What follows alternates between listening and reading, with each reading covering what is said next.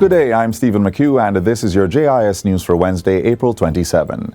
Pensioners can expect an improvement in their benefits under the National Insurance Scheme, NIS, next year.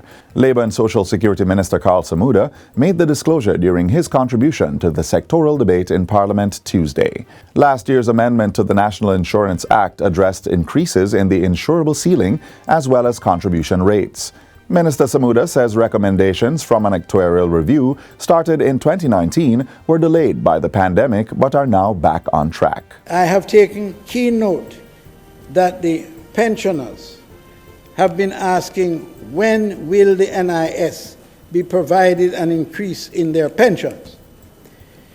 Madam Speaker, as the minister who has to ensure that the National Insurance Fund remains viable, I'm mindful that all increases are made on a basis of sound information from experts in the field. In the meantime, he says the NIS is continuing efforts to transition the outstanding 33% of local pensioners to electronic payments, with 2/3 of them already getting their pensions directly disbursed into their bank accounts. Beneficiaries of the Program of Advancement Through Health and Education, PATH, will see an increase in payments come June of this year. Portfolio Minister Carl Samuda says Cabinet recently approved the increase. For the 2022-23 fiscal year, benefits have increased by 18.26% to $1.4 billion.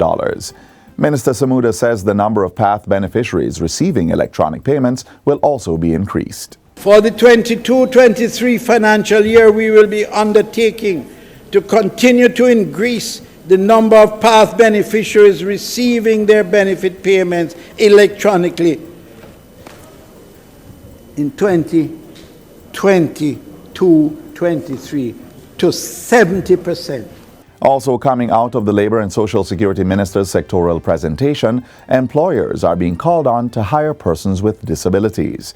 Government is the largest employer of the disabled, but Minister Samuda insists that if Jamaica is to truly be an inclusive society, discrimination towards the disabled community must end. This includes private sector hiring practices. As a society, we must do more to ensure that our brothers and sisters living with disabilities have greater access and are not underemployed or discriminated against in the workplace. The minister's plea is in line with the February 14 implementation of the Disabilities Act, which entrenches the rights of the disabled community into law. In other news, the Minister of Local Government and Rural Development, Desmond McKenzie, says more homeless persons will soon access employment opportunities. That's due to an assistance program being finalized with the Kingston and St. Andrew Municipal Corporation, KSAMC. Minister McKenzie says job opportunities for the homeless will encourage self-sufficiency and economic independence. Already some are being utilized around the Ward Theatre and other places to maintain their space. So there are some who have been put to use, right?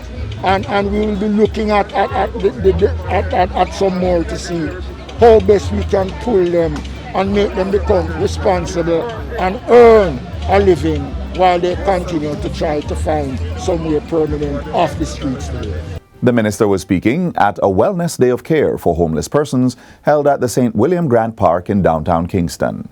The event was hosted by the KSAMC in partnership with several stakeholders, including the Kingston Parish Church and the National Council for Senior Citizens. Medical, dental, and blood pressure checks were provided, as well as HIV and COVID-19 testing. A similar event is to be held in Montego Bay in June. State Minister of Health and Wellness, Juliet Cuthbert-Flynn, is urging Jamaicans, particularly young people, to get vaccinated. Her call comes as the island recently confirmed the presence of the highly transmissible Omicron BA.2 COVID-19 variant. Though infection rates and deaths associated with the virus remain low, Minister Cuthbert-Flynn says that can easily be reversed. Now that the country is opened up, we see another variant approaching. We know that there are other variants here in Jamaica. We want to make sure that the young people who are out and about, going to parties, mingling, because they're the ones that's possibly going to be healthier and then go home and infect maybe the older population. So we want to make sure that the younger people are still coming in and taking up the vaccine. The minister was speaking following a tour of a vaccination center at the Stony Hill Heart Academy in St. Andrew on Friday. She welcomed the donation of 620,000 Pfizer doses from the government of France, stressing that the island has enough vaccines available to inoculate the population. And finally, citizens served by the Lionel Town Hospital in Clarendon can now feel a sense of security when accessing healthcare services at the institution.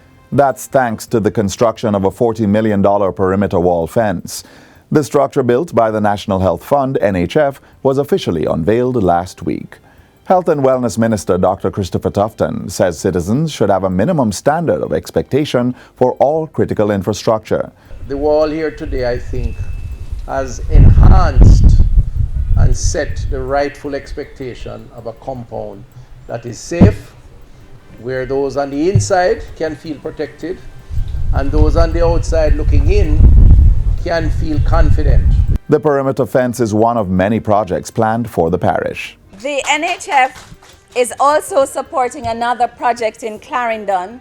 This time $56 million was recently approved for phase 2 of the renovation being done at the Chapelton Community Hospital, another essential facility. And that's it for JIS News Today. I'm Stephen McHugh. Thanks for watching.